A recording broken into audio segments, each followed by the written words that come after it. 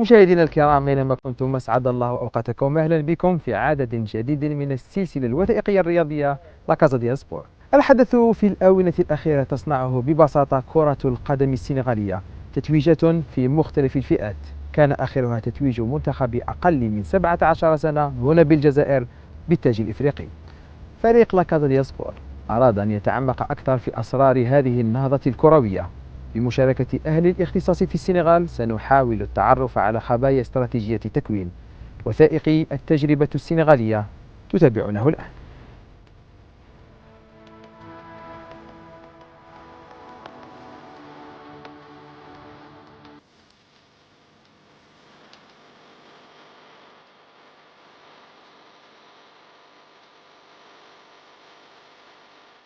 Je suis Abdoulaye Cissé. J'occupe quelques fonctions dans le football sénégalais et le football africain. Je suis membre du comité exécutif de la Fédération sénégalaise de football, vice-président de la commission juridique.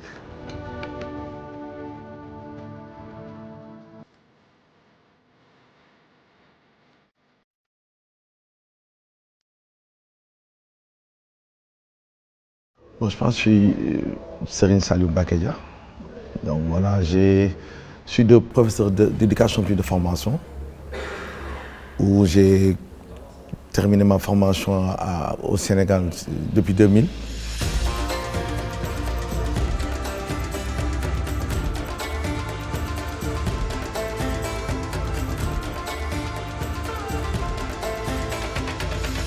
Donc dès là, après j'ai eu une bourse pour partir en Allemagne à Leipzig, où j'ai fait ma formation.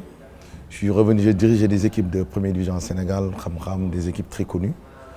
Après j'étais reparti en Suisse, à Lausanne, pour faire le diplôme d'excellence. Donc voilà, quand je suis revenu, j'ai commencé à entraîner aussi en première division au Sénégal. Après c'est par la suite que Aspae m'a pris.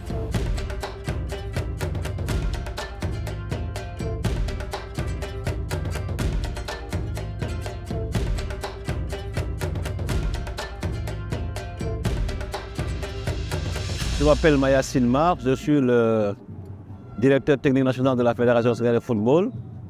Je suis expert également à la FIFA et à la CAF également aussi. Oui, mais écoutez, je pense que c'est un travail même de longue durée. Je pense que ce n'est pas venu comme ça parce que le football quand même c'est un développement, c'est également aussi surtout la stabilité, c'est également la résilience, c'est également aussi beaucoup de feedback. Et je crois qu'aujourd'hui, si on est arrivé là, c'est parce qu'on a une fédération qui est stable, ça c'est important, un président qui est là depuis 3 mandats, c'est important, un DTN qui est là également depuis 12 ans, également on a des entraîneurs nationaux également qui sont là depuis presque 5, 6 ans, 7 ans. Je pense que c'est ce qui corrobore un peu quand même les résultats, c'est en fait c'est une équipe qui dure, stable, qui gagne, mais avec des projets très clairs également aussi. وليد بوشنافة مكون دولي في الإدارة الرياضية في المانجمنت الرياضي والاتصال الرياضي. اشتغلت في نوادي أوروبية، اشتغلت مع نوادي جزائرية، حاليا أكون مديرين رياضيين وأشتغل أوتونكو فريلانس مع اتحاديات. اشتغلت مع الاتحادية الأوغندية، اشتغلت مع الاتحادية الكونغولية، ومنذ سنوات أنا مكون لدى المركز الدولي للCUS والفيفا في إطار الدبلوم الخاص بالمديرين الرياضيين سواء في إفريقيا وفي أوروبا. أظن أن السنغال أصبحت نموذجا في التسيير، نموذجا في تكوين اللاعبين، ونموذجا في تسويق اللاعب الإفريقي نحو أكبر الدوريات الأوروبية.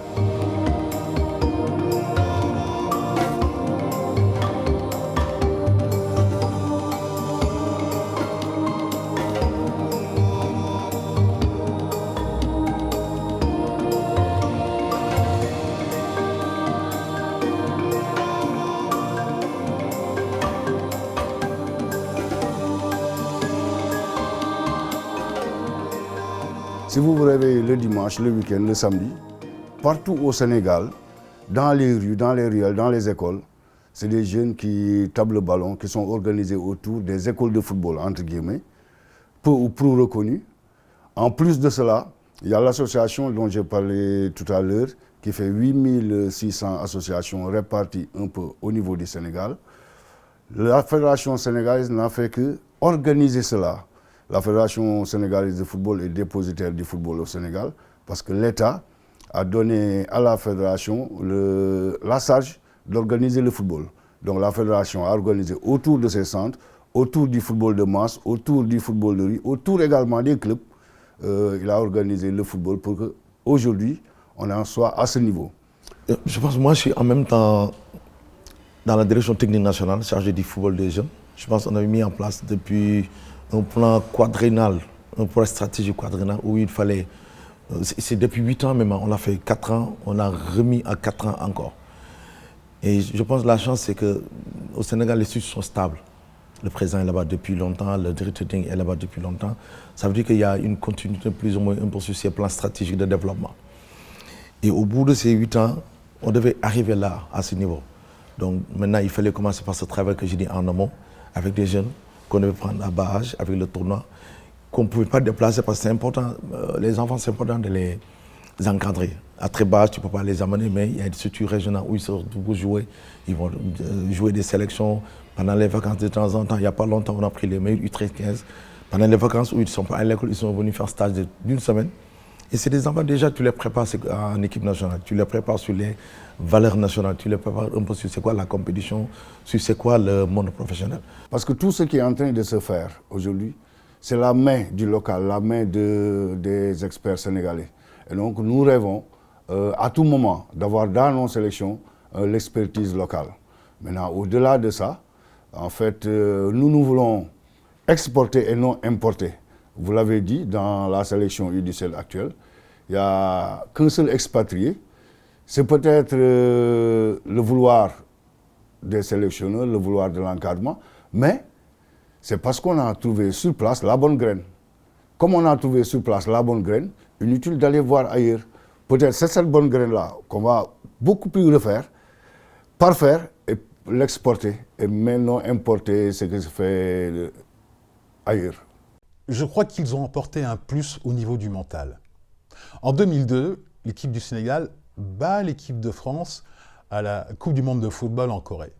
Et je crois qu'il s'est passé un événement majeur et crucial à ce moment-là. C'est-à-dire qu'il n'y avait plus une forme d'autocensure, il n'y avait plus une forme de sentiment d'infériorité. Les équipes du Sud, quand elles sommes aux égaux, aujourd'hui nous pouvons rivaliser avec vous. Aujourd'hui nous sommes au même niveau que vous. Et je crois que c'est l'année zéro, c'est le point de départ où n'importe quelle équipe s'est dit aujourd'hui, nous pouvons battre une équipe du Nord si nous n'avons pas le complexe qui nous a inhibés jusqu'à présent, si nous considérons aujourd'hui que nous sommes au même niveau qu'eux. Et je crois qu'ils ont initié ça au niveau du moral, c'est-à-dire que n'importe quelle équipe africaine aujourd'hui qui rentre sur le terrain et qui a été bien formée, bien entraînée, peut battre n'importe quelle équipe européenne, équipe du Nord. Et je crois que cette génération 2002, c'est ça qu'elle a insufflé aux équipes de jeunes et aussi à toutes les autres équipes africaines. أظن أن الاعتماد على الجيل الذي ساعد السنغال في البروز سنة 2002 عامل من العوامل الأساسية. المدرب السنغالي الذي احترف في أوروبا تكون في أوروبا، أتى بالأشياء الإيجابية التي تتعلمها في الأكاديميات في الاتحادية الأوروبية سواء في فرنسا بلجيكا وإسبانيا، وقام بسنغاليتها بجعلها نموذج سنغالي. أخذ الإيجابي في أوروبا وأخذ الإيجابي في السنغال، وهذه العملية هذا الخليط جعل المدرب السنغالي يحصل على النتائج. أظن أنه بابتيو أو أليو سيسي مثلا العام الفارط، عمر داف كان تقريبا المدرب الإفريقي الوحيد خريج المدرسة الإفريقية الذي تكون في إفريقيا وأصبح مدربا في نادي سوشو، وهذه السنة بدأ مع نادي ديجون الفرنسي، وهذه سابقة بالنسبة للمدرب الإفريقي. Donc ça veut dire quelque part, donc depuis 8 ans on a mis en place ces trucs. Il y a beaucoup de joueurs, même quand tu vois l'équipe A, c'était un projet depuis les Ghana, je pense que nous on les avait déjà en cadet, en U17, toutes les sélections que je vois, à part certains qui sont venus d'Europe, tous étaient déjà partis dans la petite catégorie. Parce que l'essentiel c'est d'avoir une traçabilité pour ces joueurs, de ne pas tout de suite les laisser. Mais dès qu'ils quittent le Sénégal, nous on a cette obligation de les suivre. Même si d'autres meilleurs, on les appelle en sélection, qu'il y a la possibilité pour qu'ils puissent continuer à compétir. Et qu'il y a tout le temps un lien entre les U15 et les U17, les 17, 19 et 23. Et pour preuve, dans la sélection U17 là, on a au moins 10 2007 qui étaient vainqueurs 2 fois. Ça veut dire quelque part, ils savent c'est quoi la compétition du nouveau, c'est quoi aussi le maillot national. Il prie sans doute comme tous les Sénégalais qui regardent ce ballon au bout des pieds de Sadio Mané, malheureux tout à l'heure dans l'exercice. Allez, Sadio Mané. C'est là, Sadio Mané, c'est dedans. Sadio Mané, c'est dedans. J'ai toujours rêvé de devenir un footballeur professionnel. D'ailleurs, maman m'a toujours dit qu'il faut aller au bout de ses rêves et que la persévérance est la clé du succès. C'est la raison pour laquelle je m'entraîne dur pour réaliser mon rêve. À part l'école, je passe mon temps à jouer au football.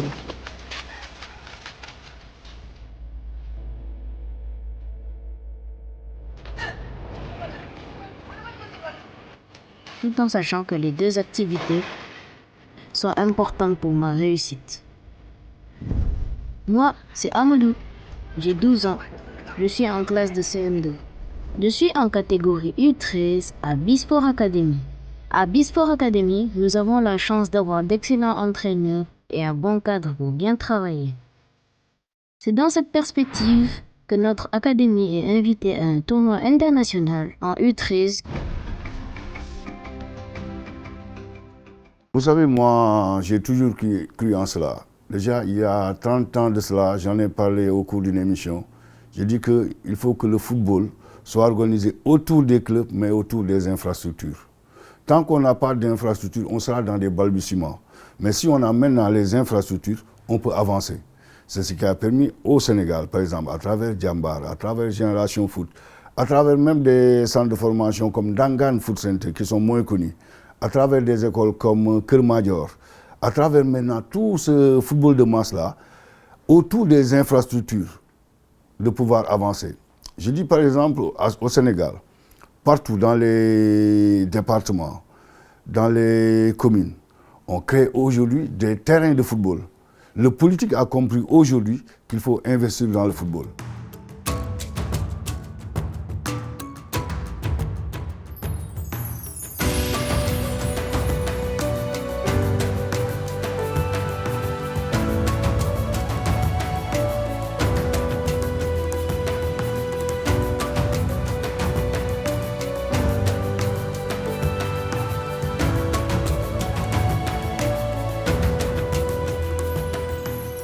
Il y a beaucoup de centres. Hein. Bon, tu viens de citer Génération Foot, qu'on ne présente plus avec Sadio Mané comme produit.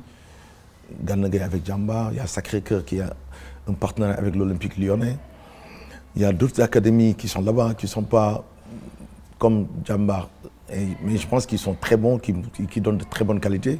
On peut citer Dar Salam, on peut citer les anciens internationaux qui sont là, comme les Dembaba, les Charmang maintenant qui ont implanté des centres là-bas. Il y a beaucoup de centres, beaucoup de centres. Et eux, toute leur politique, c'est d'aller vers l'intérieur du Sénégal pour essayer de dénicher plus ou moins ces talents.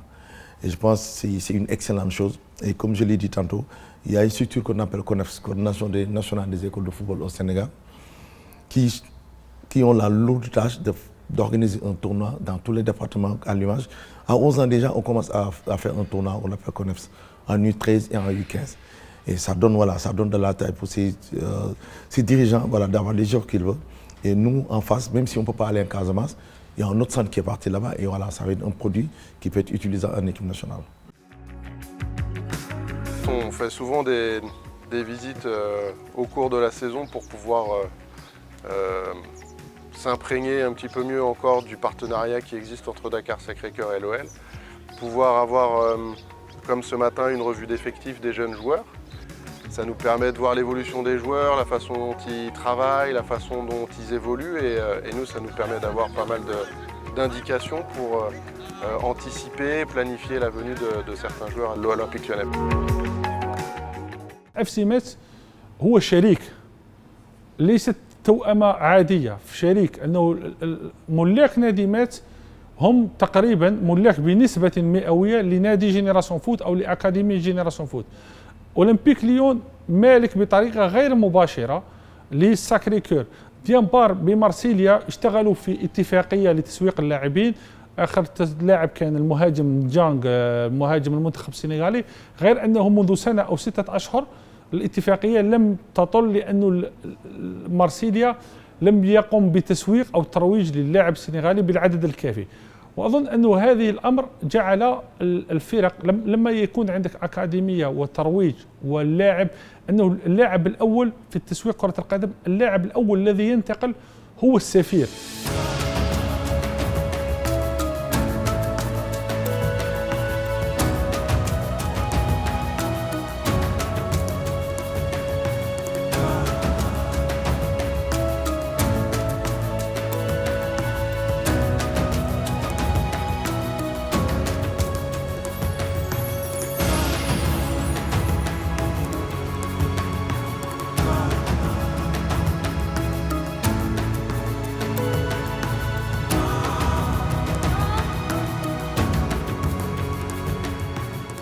Ce que j'apprécie, je trouve très intéressant avec les centres de formation sénégalais, c'est que la proposition est claire, elle est très claire. Elle s'appuie sur 3 piliers, sur un triptyque.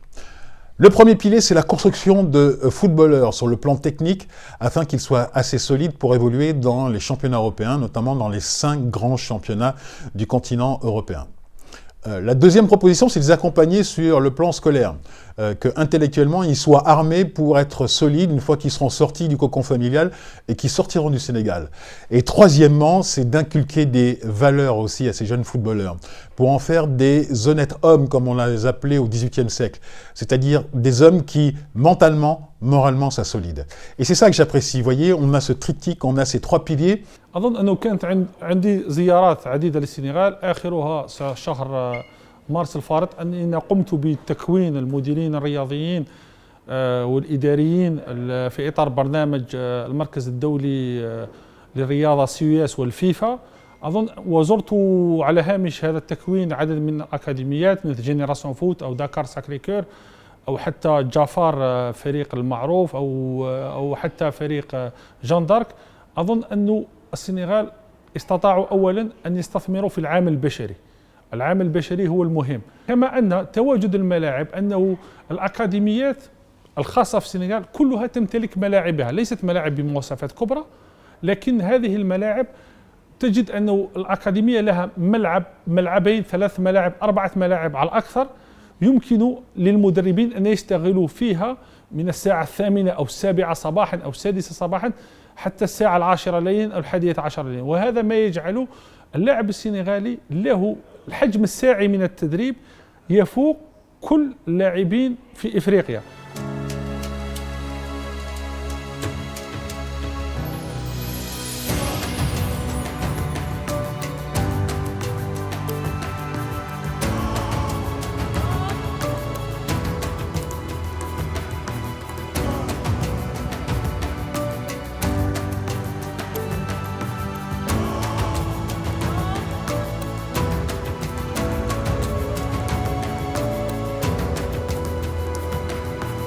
Bonjour, je m'appelle Amadou Diouf, pensionnaire de l'Académie Génération Foot, international sénégalais en catégorie U17. Oui, j'ai commencé à jouer dans une école de football à Dakar qui a été dirigée par mon père et par la suite j'ai intégré l'Académie Génération Foot.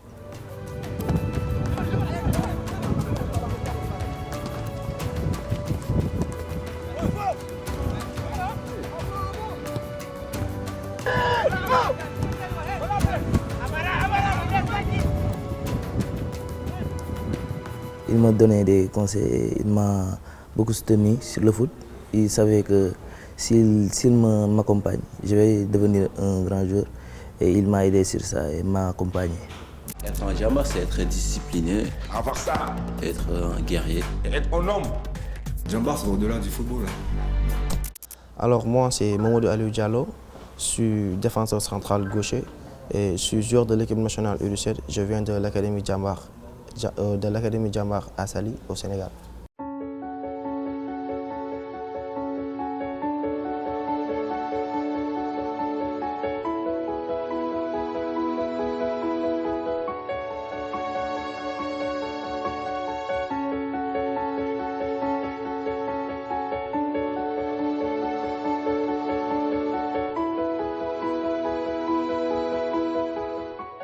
Je suis entré à Djambar en 2019 par les tests au niveau national et depuis c'est là où j'ai fait ma préformation et aujourd'hui je suis dans la formation et je continue aussi je suis toujours dans la formation. Je l'ai dit tout à l'heure, il y a des centres aujourd'hui que vous connaissez, qui sont des centres très bien organisés, avec des infrastructures, avec des sites d'hébergement, avec des terrains. À côté de ces centres, il y a d'autres centres, entre guillemets, qui existent partout au niveau du Sénégal. C'est d'anciens joueurs, d'anciens dirigeants qui organisent les jeunes au niveau de ce qu'on peut appeler des centres de formation, mais dans des infrastructures étatiques ou bien dans des infrastructures municipales.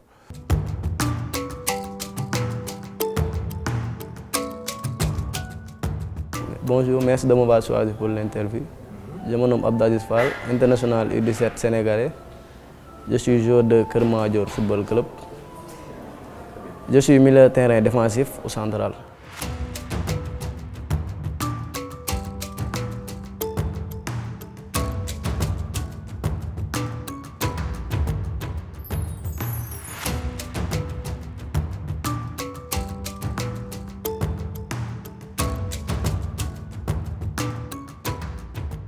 Oui, après mes débuts à l'école de football Gallo Mbodj de Mbour, j'ai intégré l'académie de Keur Madior Football Club. Ça fait 2 ans maintenant. Oui. Bah, c'est très important d'être dans une académie parce qu'on apprend beaucoup de choses là-bas pour aller dans l'autre niveau.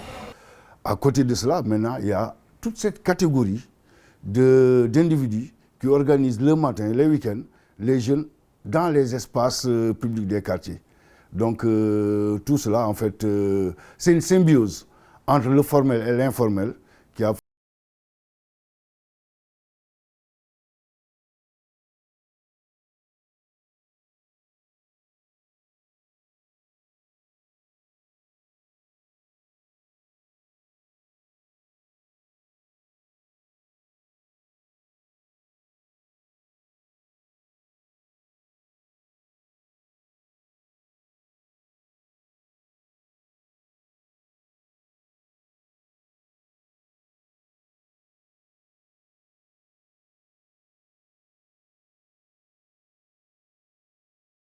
Sadio Mané, elle a été créée en 2020, après la Covid, dans le contexte de venir en aide aux jeunes, que ce soit sportivement et éducativement.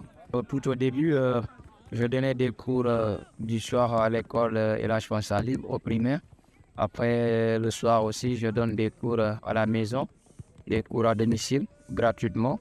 Donc c'est de là qu'est partie l'idée de venir, de soutenir les garçons, vu qu'ils aiment le football, donc amener la touche sportive qui serait aussi un pilier qui motiverait encore plus les gosses à faire les devoirs à la maison et aussi à prospérer dans les études. C'est un triple projet. Dans la mesure où il s'inscrit dans le cadre sportif, football, je veux dire, éducatif aussi, et surtout aussi dans le cadre social de partage entre les jeunes autour de quelque chose que nous partageons tous les jours. Ça nous a beaucoup aidé, ça nous a donné des expériences, surtout nous les gardiens. Ça nous a aidé à faire des passes, à récupérer des ballons, de faire des sorties, de récupérer des ballons comme des contre-attaques. Auparavant, on ne sait pas comment faire la passe et faire le contrôle. Mais maintenant, alhamdulillah, ça nous a beaucoup aidé. Et s'il y avait un club à choisir, tu choisirais lequel? Bon, si devenant joueur professionnel, je choisirais l'FC Barcelone.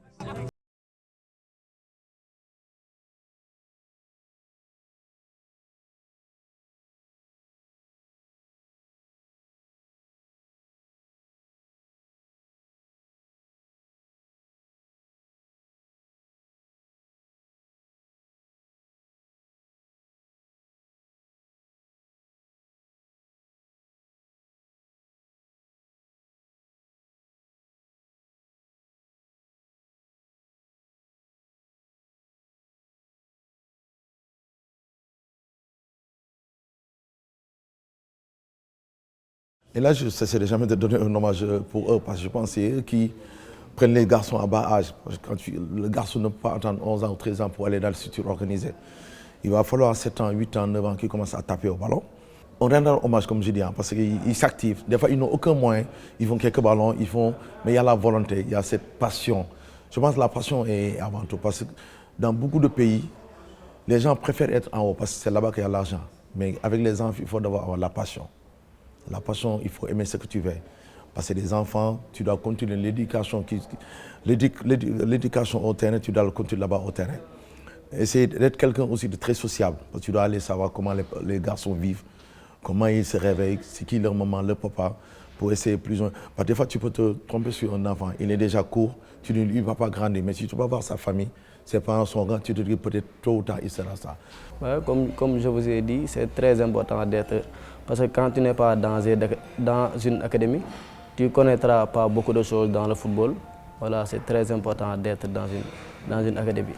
Ouais, parce qu'aujourd'hui, vous savez, pour un jeune, un centre de formation, il lui permet de progresser parce qu'on peut jouer des championnats là-bas, il y a des tournois qui sont...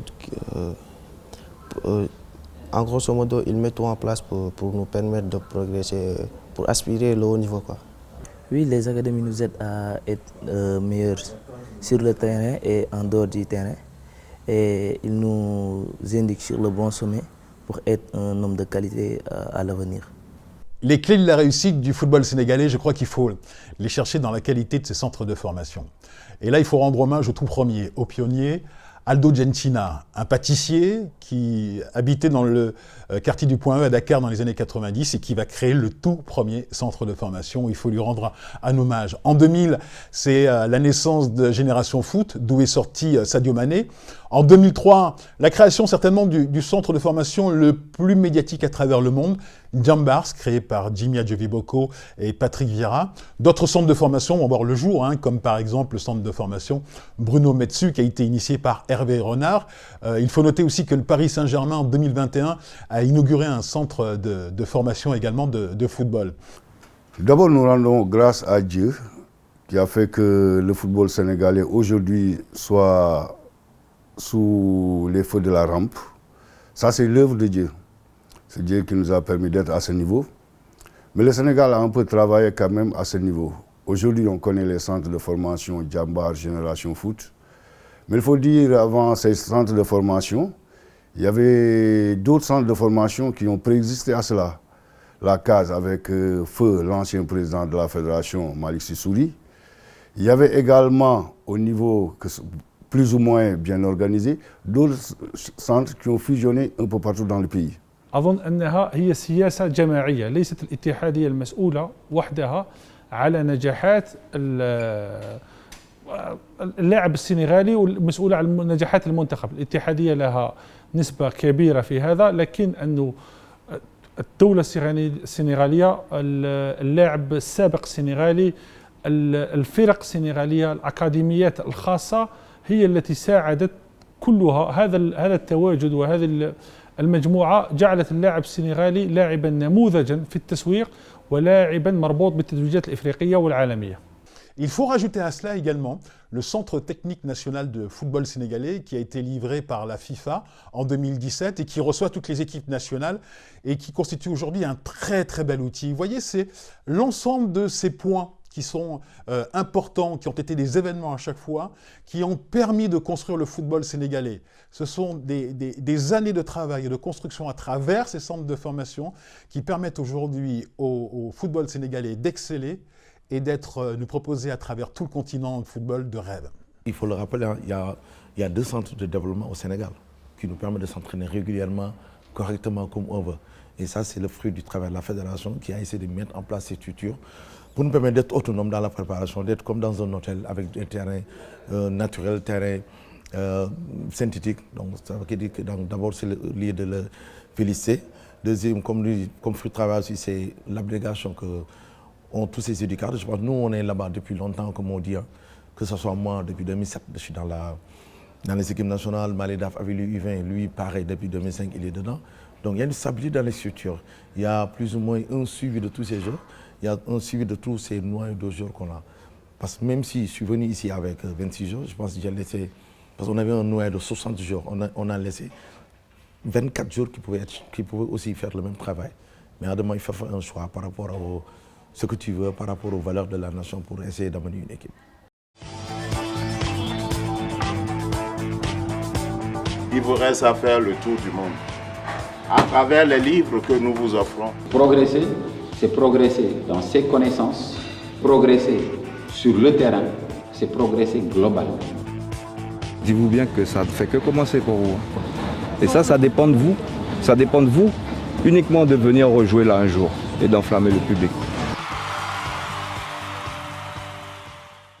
Alors nous, à Djambar, au quotidien, au réveil, nous avons le réveil à 6h. À 6h, après, il y a le bain. Après, nous allons prendre notre petit-déj. Après, il y a l'école. Il y a l'école de 8h à 13h45. Après, il y a repas. Il y a la sieste. Ouais, la sieste. Après, il y a aussi les entraînements qui se déroulent de 17h à 19h. Après cela, il y a aussi les études la nuit. La nuit de 20h à 22h. Après, il y a le coucher. Il y a un staff qui nous accompagne tous les jours. on parvient à avoir une bonne progression dans l'académie.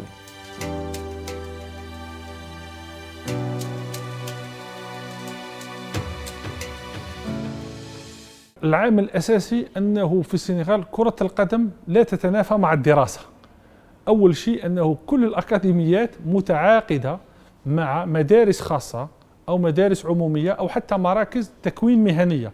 اللاعب السنغالي الذي لا ينجح في كرة القدم سينجح في حياته المهنية، سينجح في حياته الدراسية، وهذا أمر أساسي. Ouais, vous savez, c'est très important parce qu'à Djambar, à chaque fois, on nous répète la même chose. Même s'il y a des noms comme il y a M. Peragis qui est là-bas, il y a pas mal de personnes. À chaque fois, ils nous disent la même chose. Ils nous disent que les études pour un joueur, c'est très important. Vous savez, aujourd'hui, pour jouer au haut niveau, nous avons besoin d'un bon niveau intellectuel. Vous savez, alors maintenant dans le football, c'est pas que dans le terrain, il y a aussi au niveau intellectuel.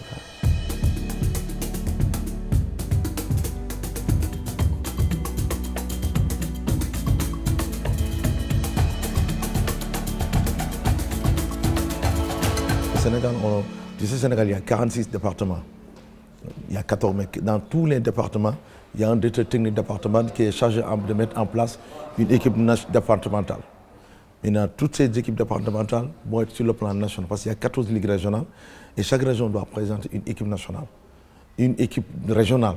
Ça veut dire que là, on a l'attitude très large un peu pour avoir les meilleurs produits. Ça se fait en U17 aussi, ça se fait en U20. C'est des sélections, on les appelle des sélections régionales dirigées par les directeurs techniques régionaux et les directeurs techniques départementaux. Donc, et là, nous, en tant que sélectionneur national, on a ce choix de voir ces tournois, d'être avec eux, de voir comment ils jouent. Et au-delà de ça, je pense aussi, il y a des académies qui sont là, qui font une politique pareille, qui vont prendre des jeunes à 13 ans, à 11 ans, les former. Donc ça nous donne un large éventail pour mettre en place des équipes très compétitives. Écoutez, je pense que c'est vrai que nous, à partir de 2012, 2013 jusqu'en 2015, en fait, nos sélections de jeunes, effectivement, tournaient autour du centre de formation de Djambar. Et après, il y a eu celui de Génération Foot, Dakar Sacré-Cœur. Mais après, on s'est rendu compte que c'est vrai qu'on avait de bonnes équipes, mais on ne gagnait pas également aussi. Mais on se rendait compte également aussi quand même que tous les meilleurs joueurs du Sénégal n'étaient pas concernés parce qu'en fait, ça tournait autour de 30 centres de formation. Après, on a changé un peu notre conception de détection. Donc, il fallait avoir la possibilité de donner la chance à tout le monde et de voir tout le monde pour mettre en place de bonnes équipes.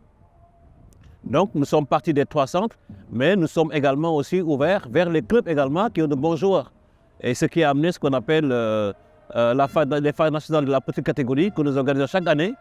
Donc, on a les moins de 17 ans et les moins de 20 ans.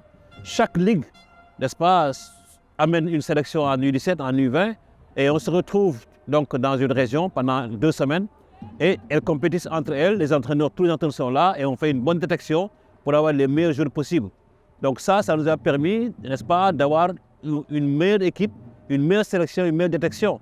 Mais ce n'est pas seulement les joueurs, mais je pense que ce qui est très important chez nous, c'est le volume de travail.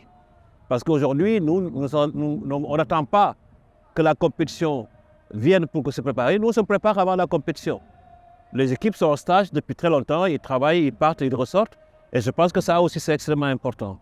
Peut-être que c'est le lieu de saluer toutes ces femmes et tous ces hommes qui, du matin au soir, encadrent ces jeunes-là.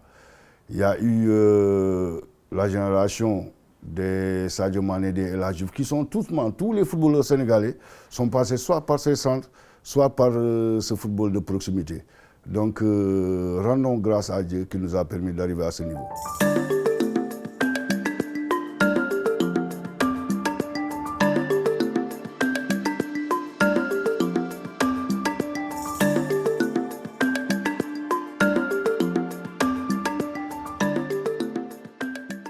Oui, mais ça aussi, je pense que nous avons la chance d'avoir déjà une formation d'entraîneur depuis 1972, hein, parce qu'on a des décrets qui forment les entraîneurs depuis 1972. On a des entraîneurs en premier degré, en deuxième degré et en instructeur.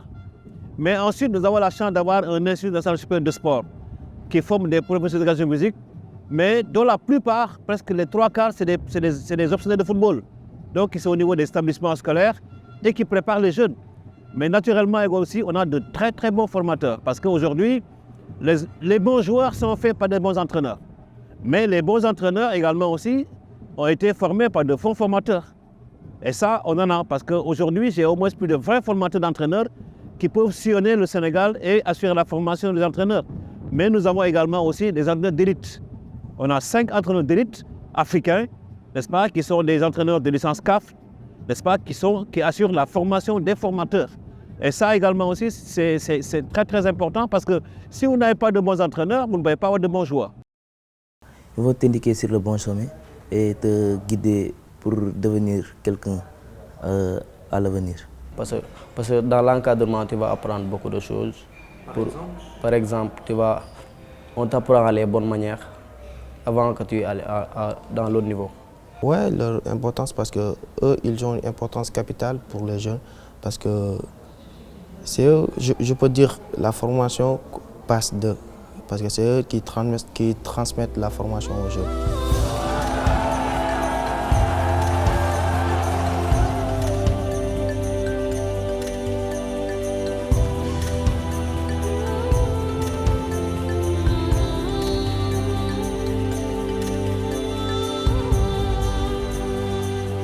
Lorsque nous sommes arrivés ici en Algérie, beaucoup nous disaient, oui, Sénégal, maintenant vous avez gagné la CAN, la sélection A, vous avez gagné avec le Bichoke, vous avez gagné avec les U20, vous avez gagné même avec les filles, mais je leur disais toujours, je réponds toujours que la boucle n'est pas encore bouclée.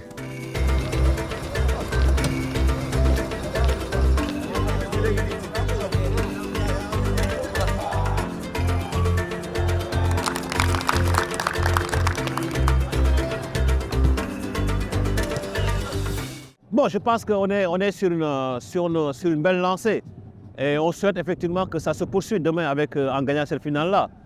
Parce qu'en fait, je ne pense pas que si on le gagne, on ne l'aura pas usurpé parce qu'on a montré à la face du monde que nous étions une bonne équipe, qu'on a de bons jeunes et le projet qu'on a mis en place sur le terrain était un bon projet de jeu. Et je pense que demain également aussi, c'est ce que nous allons mettre en place et souhaiter vraiment qu'on le gagne cette finale-là, Inch'Allah, et que ce soit une belle finale pour tout le monde et surtout pour le peuple algérien. Je pense que nous, on s'attend plus à un titre collectif d'abord. Je pense que ce qui est important, c'est qu'on gagne en équipe. Et c'est ça qu'on ferait croire aux joueurs. Soit nous allons gagner comme équipe ou mourir comme des individus. Je pense que ça, c'est notre credo. Il faut qu'on apprenne à être très collectif, à ne pas penser individuel, à ne pas penser à nos personnes, à penser à ce pays qui nous a tout donné, à cette fédération qui met tous les efforts du monde.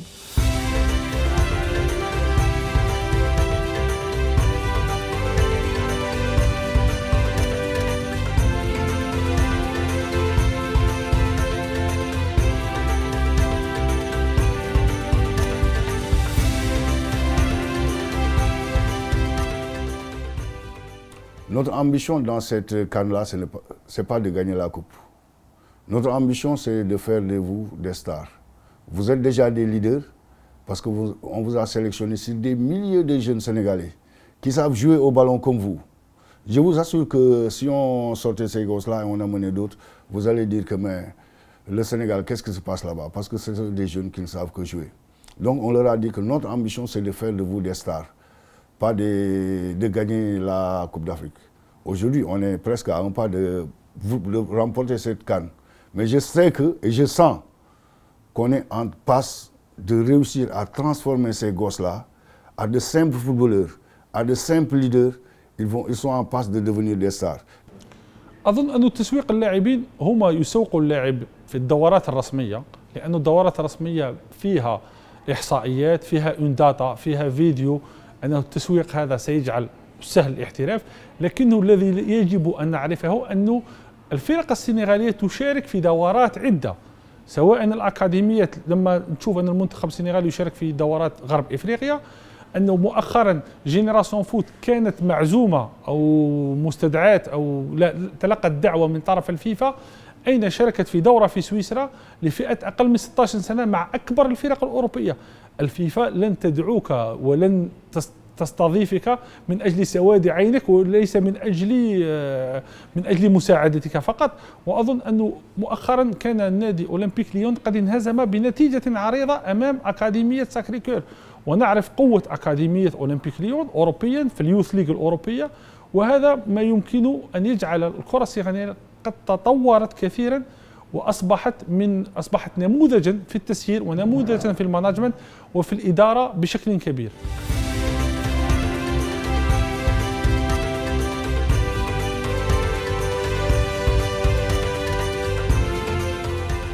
Bah oui, c'est très important. Ici, il y a une bonne staff qui nous a amélioré sur beaucoup de choses parce qu'on était en regroupement à Toubab Dialaw. Ça nous a permis de grandir dans ce tournoi. Oui.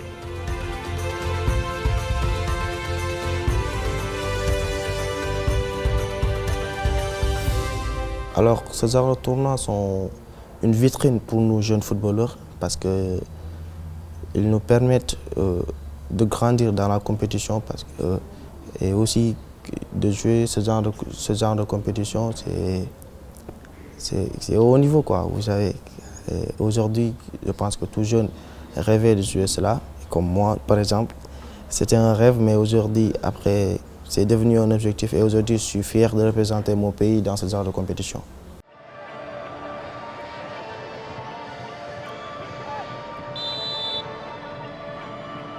Traoré. Abash loses sight of it. And Senegal have the lead. Amara Diouf was the gem.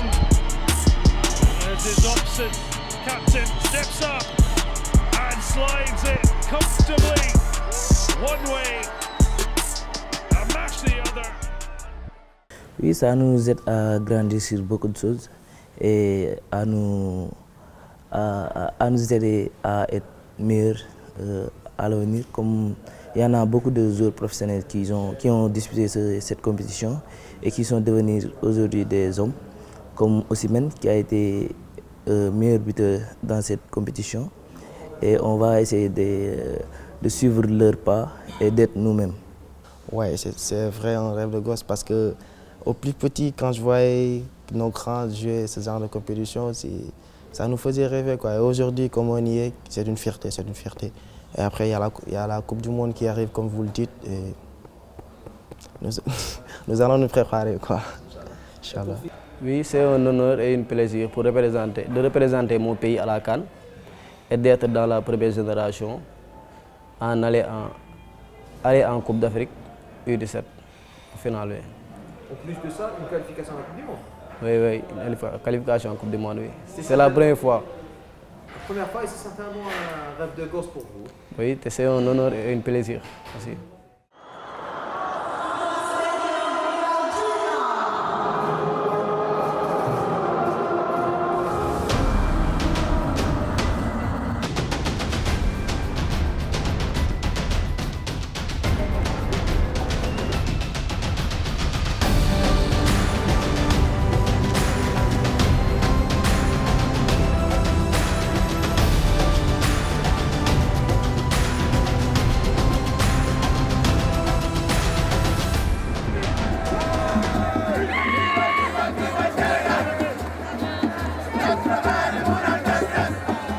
Mais extraordinaire. Vous-même, vous venez de constater l'euphorie, l'émotion, l'ambiance dans le stade. Mélange d'amour et de passion, mais aussi de raison. Mais nous sommes agréablement surpris du soutien inlassable des Algériens aux Sénégalais. Bon, ça, c'est un mélange d'amour, parce que les deux pays sont des pays frères. Mais aujourd'hui, c'est la fête entre le Sénégal et le Maroc. Ils vont nous gratifier d'un beau spectacle. C'est pourquoi nous sommes tellement euphoriques. C'est une conjugaison d'efforts entre nos autorités étatiques, la fédération et l'ensemble de l'écosystème du sport ou bien du football sénégalais. Mais surtout, la forme de management anticipatif de nos fédéraux, le sens de devoir et de responsabilité, mais surtout le sens de la créativité, mais la solidarité dans le travail.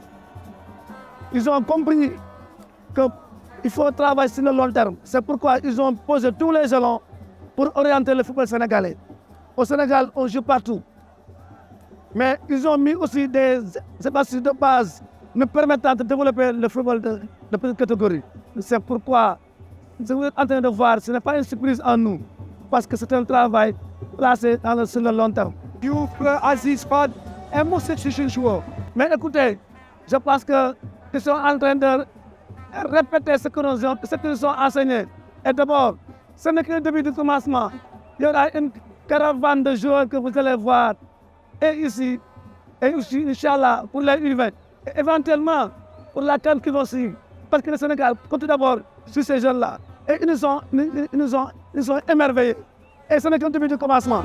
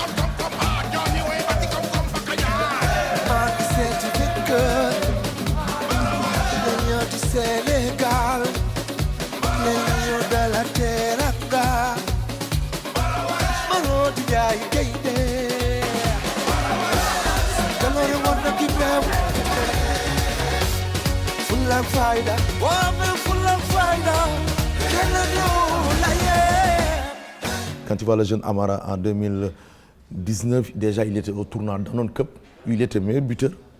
Et là, donc, ces résultats ne nous surprennent pas. Même si les gens savent faire à parler des choses qui n'ont aucune importance dans la vie. Un garçon à 17 ans qui était meilleur buteur, pourquoi pas à 14 ans il puisse l'être. Si j'ai un conseil à donner aux U17 et à Amara Diouf, en fait, j'ai un conseil à donner aux jeunes footballeurs sénégalais qui sont en mesure de pouvoir prétendre évoluer dans un championnat professionnel. Tout d'abord, je vais vous conseiller d'être très prudent. Vous savez, dès qu'on a le cocktail image, pouvoir et argent, quand on a ce trio, on peut rapidement perdre la tête, tomber dans des déviances et surtout attirer des gens qui ne vous veulent pas forcément du bien. Donc, soyez extrêmement prudents. Et ensuite, le deuxième conseil, amusez-vous, faites-vous plaisir. Le football, c'est bien sûr un métier, mais c'est avant tout un sport, c'est avant tout un plaisir. Donc, prenez du plaisir, allez, remportez des coupes et des médailles pour le Sénégal et rendez-nous heureux.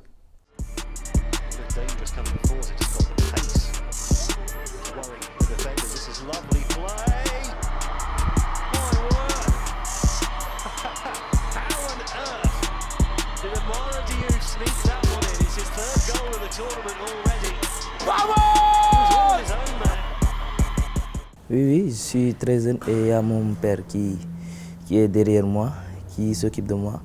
Je lui fais confiance et j'espère qu'il va travailler sur ça.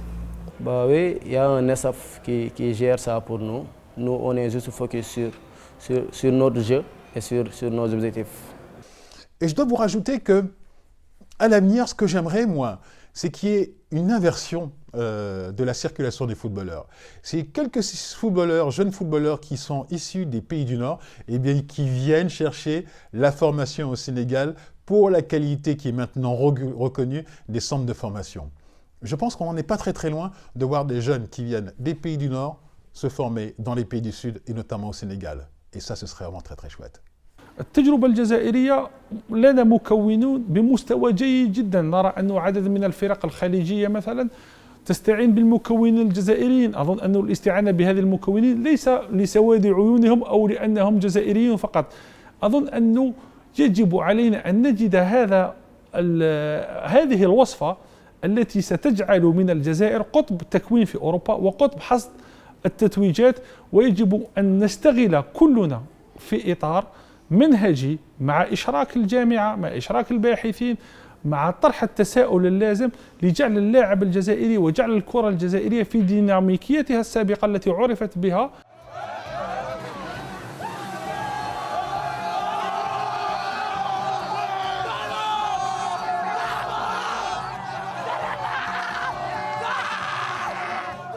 Bah oui, on va continuer de rêver. Oui, mon idole c'est Idrissa Gana Gueye en équipe nationale.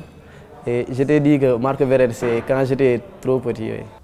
Alors, moi aussi, il n'y a pas à chercher très loin parce que nous avons ici dans notre équipe nationale A, il y a Kalidou Koulibaly qui est un grand exemple aujourd'hui dans le football, je veux dire mondial même. Et je le suis, c'est un idole, c'est une référence aujourd'hui. Et Inch'Allah, j'aimerais bien suivre ses pas. Bah oui, je remercie tout le peuple sénégalais qui nous a accompagnés jusqu'à maintenant, et aussi ma famille et surtout ma mère. Donc cette sociabilité aussi est importante, ce professionnalisme aussi c'est important, mais toujours aussi d'avoir des qualités d'enseignant, des qualités d'apprentissage. Parce que de tout le temps, les gens confondent enfants et adultes, et ce n'est pas la même chose, ce n'est pas le même entraînement. Les enfants ont leur façon de grandir, ont leur façon d'être. C'est Jean-Jacques Rousseau qui dit « les enfants ont leur façon d'être et de grandir, il ne faut pas les substituer aux nôtres, sinon on va déformer ce qu'ils vont être ». Je pense qu'on est dans cette logique, on essaie de les encadrer, de les mettre dans cette direction où demain ils pourront être de très bons joueurs. Je remercie mon club, Académie Génération Foot, et le président Mari Touré, et je remercie aussi ma famille, mes frères et sœurs et le public sénégalais. Le mot de la fin, c'est remercier tout le monde, remercier le peuple algérien d'abord, les dirigeants algériens pour l'accueil et l'hospitalité qui nous a été réservée ici à Alger et dans les autres sites, à Annaba et à Constantine. Remercier les autorités du football sénégalais, l'État et la Fédération, qui nous a mis dans des conditions idoines pour réussir aujourd'hui le parcours que nous sommes en train de réussir. Et enfin, j'avais commencé par cela, je termine par cela, rendre grâce à Dieu qui a permis au football sénégalais d'arriver à ce niveau. Mais je voudrais remercier vraiment le peuple algérien, vraiment très gentil avec nous, vraiment à qui on a vu vraiment depuis le Chan, vraiment on a vu un pays vraiment qui est à la limite sénégalaise, hein, et je pense que ça c'est important et vraiment je remercie les Algériens. Merci. Merci.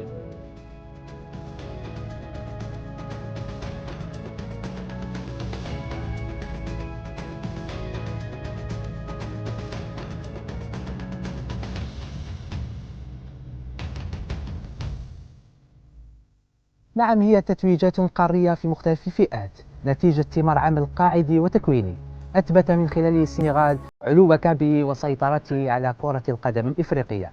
تجربة سنغالية أصبحت نموذجا يقتدى به على أمل أن ينتهج المسؤولون نفس السياسة من أجل النهوض بكرة القدم الجزائرية. ولمشاهدة الأعداد السابقة يمكنكم تصفح مواقع البرنامج الظاهرة أسفل الشاشة. كان معكم فريق لا كازا ديال سبور، دمتم في رعاية الله تعالى وحفظه، وإلى العدد القادم.